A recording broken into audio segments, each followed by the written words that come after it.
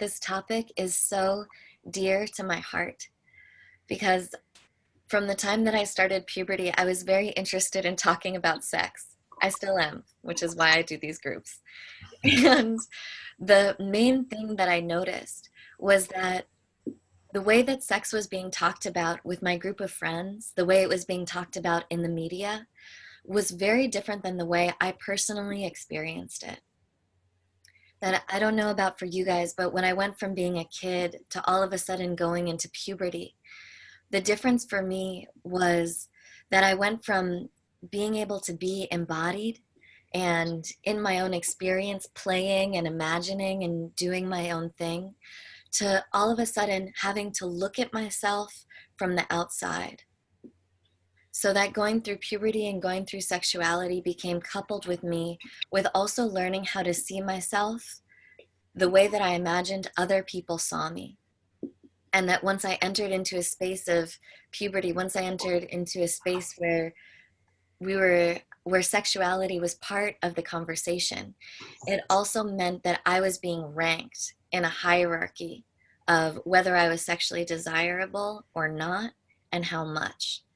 And that whether or not I was successful and actually ranked high in that hierarchy determined whether I could have friends, whether I would be liked, whether my longings and dreams would be fulfilled or not. So the stakes of how I was seen sexually were very high. And I think part of what that did was it caused me to start seeing and understanding my sexuality from the outside in, interpreting whether what I did was sexy, whether what I looked like or sounded like or acted like was going to be accepted and received by these other people.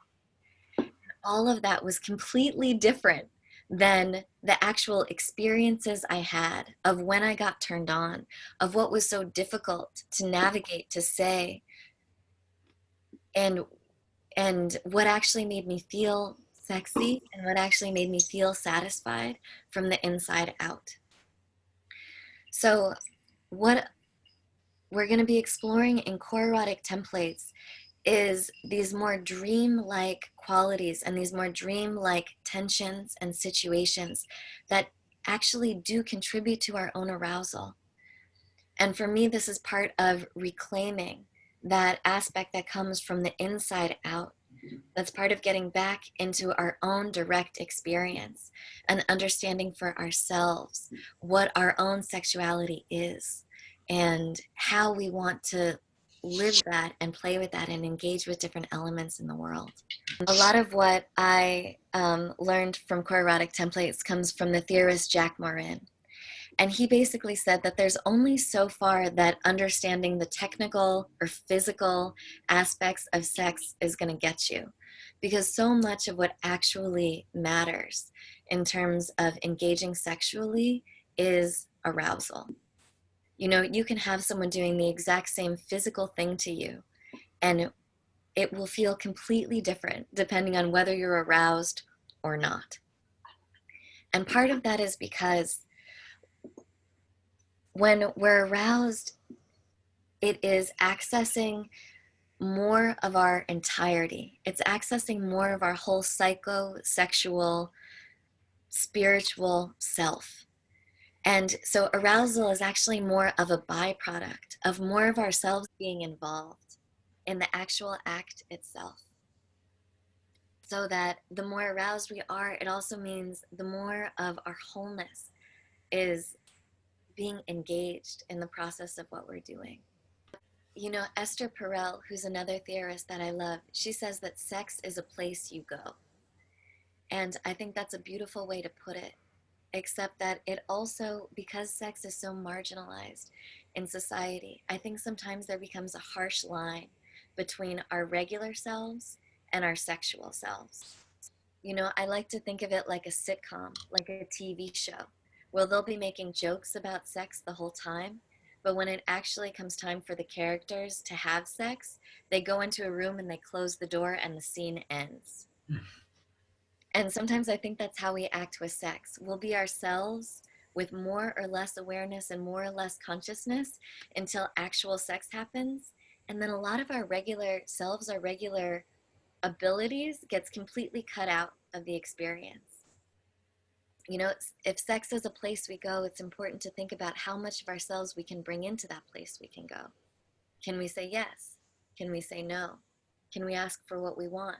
Can we stop things and slow down and say what's going on for us? So, also in really slowing down sex and slowing down our arousal, slowing down what leads up to us actually wanting to open that part of ourselves, I think is also creating more connections so that it's not a harsh line stopping us from our regular selves and our sexual selves. And we have more access to, to bring more of ourselves into sex, and then also bringing more of our sexual selves into the world and into our everyday life. I think part of my early sexual coming of age was characterized by being very scared. All of a sudden, I was being viewed sexually, and in the neighborhood that I lived, that was also scary. And even that situation we were talking about being evaluated sexually is also scary. So I think the message that I got was that actually living as an erotic being in the world was dangerous. And my hope is that in part of understanding our own arousal, it also allows us to bring more of our sexual selves into our daily lives. You know, some of you spoke about performers who are able to bring their sexuality onto the stage. Part of what attracts us to other people is that ability to live their sexual selves in their lives, to bring it forward in their creativity, to bring it forward in themselves. I think if we think of what turns us on and we think about it as also a pathway for our own empowerment, to live more of ourselves in the world, to bring more of our wholeness and our magic out into what we're doing. And that's the last thing I want to say is just that, you know, I think of Eros in the deepest sense, in the mythological sense, where it's not just our sexuality, but it's actually our deep life force that we're tapping into. And in a way, the way I like to think about it, it's almost like one color in the rainbow of our being.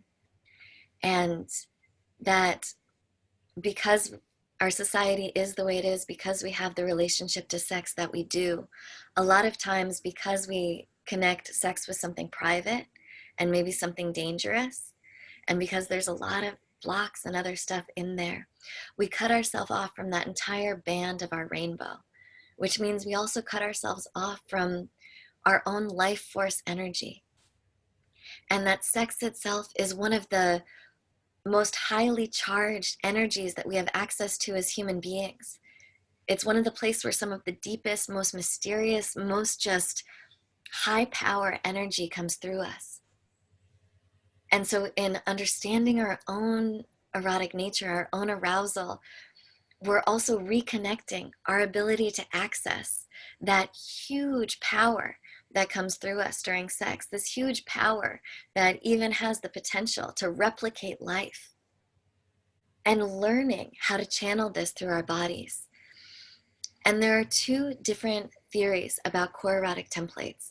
And one of them, which is more the Esther Perel version, is that our core erotic templates mirror the love that we received. So it's almost like a native language, that the way of loving that we learned when we were young or in our first relationships becomes the language of loving that we speak. But I actually subscribe more to what Jack Morin says, which is that our core erotic templates are often a compensation for the love we didn't get and for the parts of ourselves that we weren't able to live. That if you imagine kind of the places you were in childhood or in those early relationships, the sort of needs that weren't met, the difficulties that you went through, that the erotic imagination creates a template that's almost like a code for how our own being imagines we would be able to use that deep, powerful energy of Eros to transmute and metabolize and come through those difficult experiences in a way that allows us to bring forward our own magic into the world. And I think the reason why it comes out in eroticism is because our life force is actually that powerful, is because our own erotic energy in and of itself has the actual charge that helps us get through all of our blocks and difficulties in life and to bring ourselves into the world if we're able to really get to know it and access it and allow it. So when we're talking about core erotic templates, we're not just talking about sex, but I think we're also talking about our own code, that our dreaming, that our subconscious has created as a map that would help us get through some of those difficult experiences and has information about the kind of energy that we want to bring forward into the world.